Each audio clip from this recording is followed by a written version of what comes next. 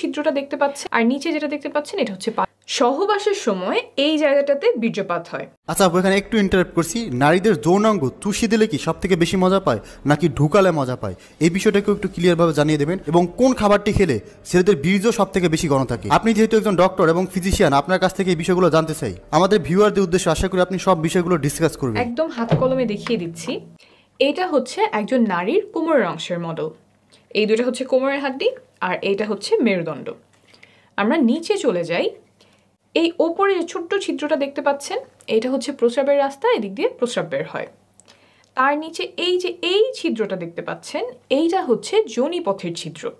এখান দিয়েই মাসিকের রক্ত বের হয়, প্রসবের সময় এই রাস্তা দিয়েই বাচ্চা বের হয় এবং সহবাসের সময় এই রাস্তাতেই বীর্যপাত হয়। আর নিচে যেটা দেখতে পাচ্ছেন এটা হচ্ছে পায়ুপথ, এখান দিয়ে মল বের হয়। এখন আমরা চলে আসি ভেতরে কি আছে। সবচেয়ে উপরের ছিদ্রটা ছিল প্রস্রাবের রাস্তা, তাই আমাদের প্রস্রাবের রাস্তার পেছনে আছে মূত্রথলি।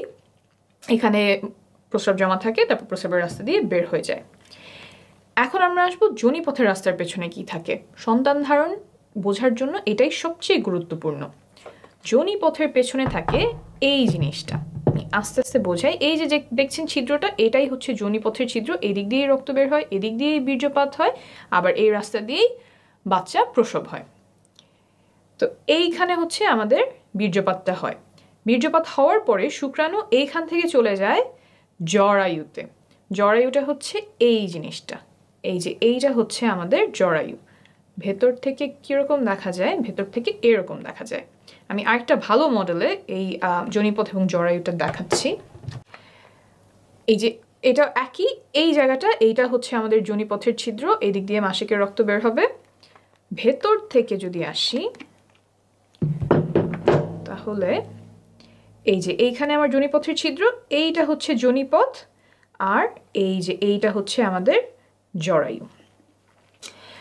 সহবাসের সময় এই জায়গাটাতে বীর্যপাত হয়।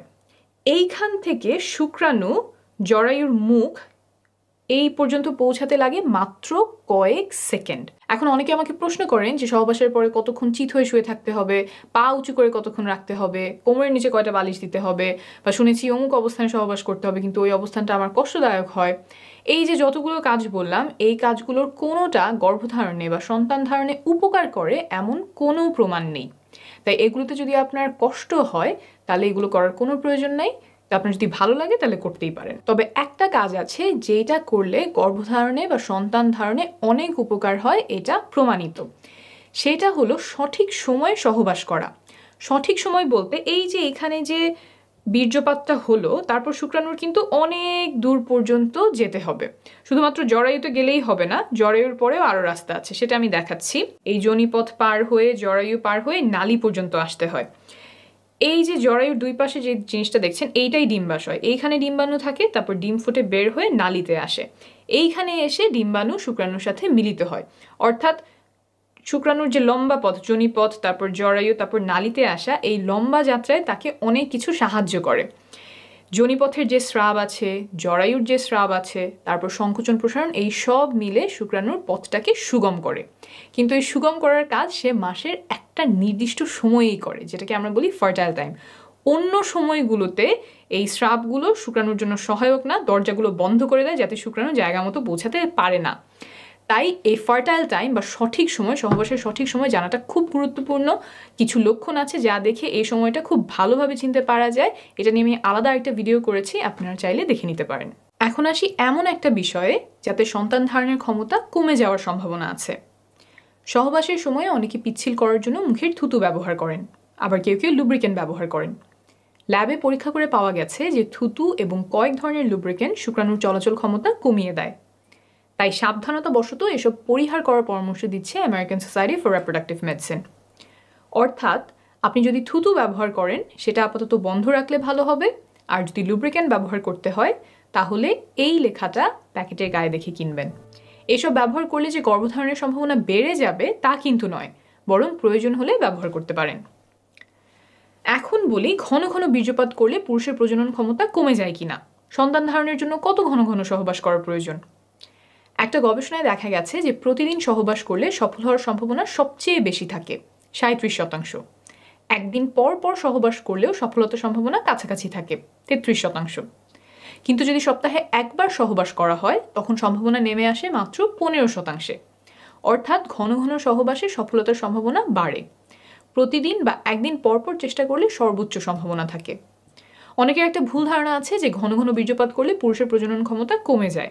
অনেকদিন পর পর বীর্যপাত করলে বীর্য ঘন মনে হয়, সেখান থেকে এই ধারণা তৈরি হতে পারে।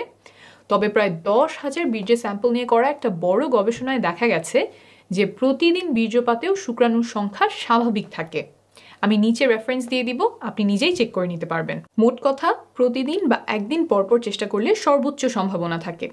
আর যদি ফার্টাইল উইন্ডো বা গর্ভধারণের সবচেয়ে সম্ভাবনাময় সময়টা খুঁজে বের করে তখন ঘন ঘন চেষ্টা করা যায় তাহলে আরও ভালো। তবে সবার পক্ষে সব শিডিউল মেনে চেষ্টা করা সম্ভব নয়, অনেকের জন্য সেটা উপযুক্তও হবে না। আপনি নির্ভরযোগ্য তথ্যগুলো জেনে রাখলেন, তারপর আপনার পরিস্থিতি অনুযায়ী যেটা ভালো হয় আপনি সেভাবেই সিদ্ধান্ত নেবেন। আপনি যখন বাচ্চা নেওয়ার চেষ্টা করছেন তখন মা ও শিশু সুস্বাস্থ্যের জন্য কিছু নিয়ম মানা আবশ্যক, যেমন ফলিক অ্যাসিড খাওয়া, যাতে করে বাচ্চার ব্রেইন আর মেরুদণ্ডে জন্মগত ত্রুটি হওয়ার ঝুঁকি কমে যায়।